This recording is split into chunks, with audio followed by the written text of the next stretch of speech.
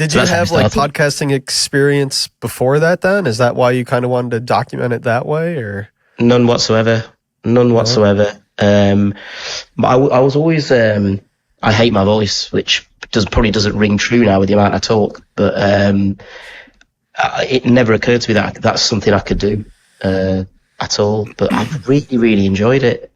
I'll have to rein it in a little bit sometimes. I'll just go to the guys like, we're just doing a quick 20-minute episode today, and like an hour and 20 minutes later, you can see them falling asleep. Yeah. This fucking guy. You're my guy. Yeah, absolutely. Yeah. Hey, but we're just going to record one episode. 6 hours later, I'm like, he's like, we just recorded enough for the entire summer season. I don't even think we need to talk anymore. I'm like, oh, what the fuck?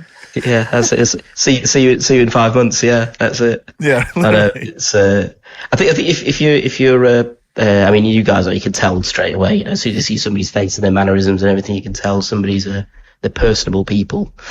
Yeah. If you've got that in your base personality, I think this is just easy. It's really easy. We got lucky with, so neither of us have ever really done a podcast. He helps with a local morning show here for like college sports. We have Syracuse University here. And then he's the manager of a recording studio, and I'm a musician, and I actually ended up like, we went to school together, but I also like recorded at his studio. So amazing. We were like talking about this. We've never really done the podcast thing, but he's got all the stuff like for it. He's like, screw it, we'll just do it.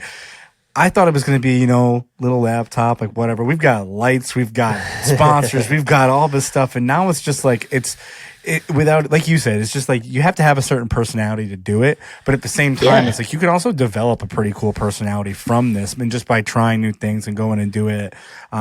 Especially these ones, I think like talking to other people around the world about a common interest has helped us a lot with kind of being more interviewers rather than the interviewees, and just growing the game and talking about it. And it's cool that you guys kind of took a leap to do it. I mean, we play a really sort of social sport anyway, don't we? Like everybody, you want to talk about your game. That's the first thing that everybody wants to do. You want to talk about how good, bad, you are, what your memorable experiences are. And everybody can relate to everything, because ultimately, even the best in the world, as we're seeing now, there's a few that are really, Scheffler's right up there now, isn't he? But like, I mean, we keep taking a piss out of Rory at the minute, saying Chris is terrible at putting, by the way, at the minute. I keep saying there's only one person in the world worse than you, and that's Rory under pressure, But like, so he will be there going, oh man, I can't nail this game. I just can't quite get that last little ingredient. That's what we're all trying to do in our own way. So everybody's linked to golf in one way, and that is trying to beat the game of golf, and he can't do it. You just cannot achieve it, and that's magical for me. Magical. You would never get bored of this game, ever. Yeah, I think one thing we've kind of tried to do with the podcast too is we get on. Like, actually, I think you're only probably the second podcast, right? We had John, the Bumbling Golfer, on. Yeah. Most of the people we've had on are like some like content creators. Yeah, content creators. We've had a few different adaptive golfers, because that's we just had a connection locally, and that's kind of spread more and more as that's grown. And then we've gotten quite a few golf brands on now too, like from clothing to golf clubs to golf cleaners, and it's just crazy, that outreach. And also, all of our listeners probably already know that Nish sounds very familiar, because you've been hearing the ad for the top 110 on our pod the past few weeks.